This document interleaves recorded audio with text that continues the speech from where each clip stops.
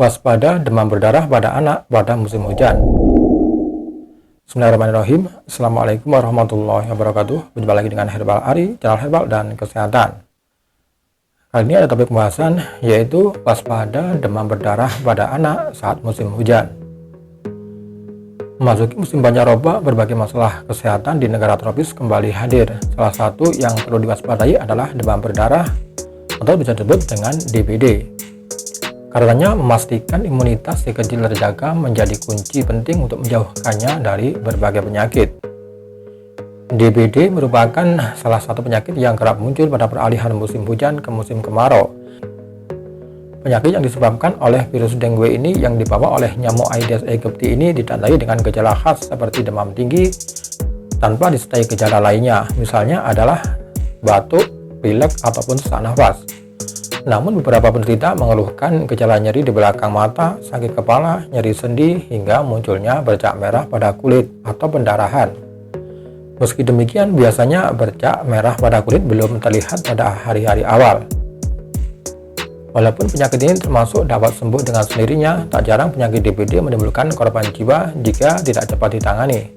Terlebih lagi jika pasien DBD telah memasuki fase berbahaya dan terjadi pada anak-anak berusia lebih kecil yang belum dapat mengutarakan kondisi mereka. Karenanya banyak penderita DBD yang kemudian dirawat di rumah sakit untuk dipantau lebih ketat kondisinya. Ada 3 fase DBD, yakni 1-3 hari disebut fase prebile tanpa pendarahan. Dalam fase ini biasanya terjadi gejala awal seperti demam tinggi, sakit kepala, nyeri sendi, dan nyeri belakang bola mata. Setelah memasuki 4-5 hari, demam cenderung turun. Nah, disinilah penderita mulai memasuki fase kritis. Kebanyakan orang tua tidak mewaspadai fase ini ketika demam turun. Banyak yang mengira si kecil justru sudah mulai sembuh. Padahal pada fase ini risiko terjadinya shock lebih besar. Selain itu dapat terjadi pula penurunan trombosis lebih jauh yang ditandai dengan pendarahan seperti mimisan, gusi berdarah, atau timbul bintik-bintik merah pada kulit yang spontan. Walaupun termasuk penyakit yang dapat sembuh dengan sendirinya, tak jarang penyakit DBD menimbulkan korban jiwa jika tidak cepat ditangani. Terlebih lagi jika pasien DBD telah memasuki fase berbahaya dan terjadi pada anak-anak berusia lebih kecil yang belum bisa mengutarakan kondisi mereka. Karenanya banyak penderita DBD yang kemudian dirawat di rumah sakit untuk dipantau lebih ketat kondisinya. Ada 3 fase DBD, yakni 1-3 hari disebut fase tanpa pendarahan. Dalam fase ini biasanya terjadi gejala awal seperti demam tinggi, sakit kepala, nyeri sendi, dan nyeri belakang bola mata. Setelah memasuki 4-5 hari, demam cenderung turun. Nah, disinilah penderita mulai memasuki fase kritis. Kebanyakan orang tua tidak mewaspadai fase ini ketika demam turun. Banyak yang mengira si kecil justru mulai sembuh. Padahal pada fase ini resiko terjadinya shock lebih jauh. Jauh lebih besar. Selain itu dapat pula terjadi penurunan trombosit lebih jauh yang ditandai dengan pendarahan seperti mimisan, gusi berdarah, atau timbul bintik-bintik merah pada kulit yang spontan. Pada fase kritis terjadi pembesaran plasma darah sehingga terjadi peningkatan kekentalan darah atau hematokrit. Ini adalah hal yang penting diwaspadai. Pada fase ini si kecil perlu banyak cairan dengan banyak minum atau pemberian cairan infus. Jika kebutuhan cairan tak tercukupi, resiko si kecil mengalami shock yang dapat membahayakan jiwa akan meningkat. Apalagi jika shock tidak teratasi dalam waktu cepat, kemungkinan akan terjadi komplikasi pendarahan hebat yang akan sulit diatasi. Pendarahan bukan hanya disebabkan jumlah trombosit yang sangat menurun, tetapi juga disebabkan gangguan fungsi pembukaan darah. Risiko lain yang dapat terjadi pada fase kritis ini yaitu gangguan kesadaran, gangguan fungsi ginjal, serta gangguan fungsi hati dan organ lainnya. Kondisi ini dapat terjadi pada kurang lebih 30% kasus dengue berat.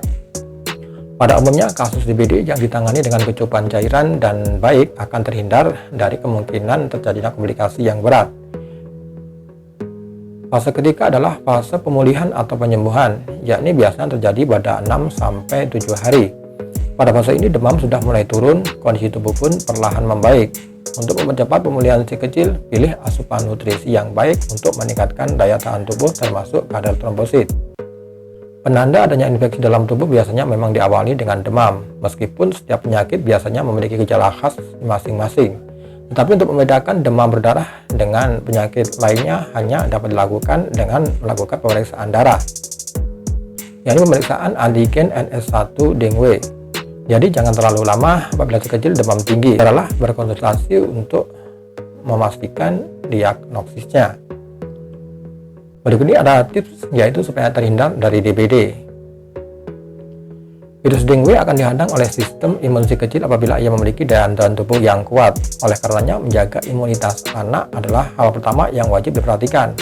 Hal ini dapat dilakukan dengan pemenuhan nutrisi yang baik, yaitu dengan mencakup asupan makronutrien, yaitu karbohidrat, protein, dan lemak, dan juga mikronutrien, yaitu vitamin dan mineral. Selain itu juga dapat diperkuat dengan pemberian vaksin dengue jika ia telah berusia 9-11 tahun. Pengendalian lingkungan juga penting untuk dilakukan. Caranya adalah dengan mencegah nyamuk pembawa virus berkembang biak. Nyamuk sedang berada di tempat penampungan air seperti kolam atau bak mandi. Jadi tempat-tempat penampungan air harus sering dikuras. Bersihkan pula wadah penampungan air yang memudahkan nyamuk bersarang dan bertelur. Kemudian langkah selanjutnya, periksa kamar si kecil. Hindari banyak gantungan baju atau barang-barang untuk menghindarkan nyamuk yang bersarang. Sahabat herbal juga dapat melakukan penyemprotan atau fogging untuk membunuh nyamuk-nyamuk dewasa.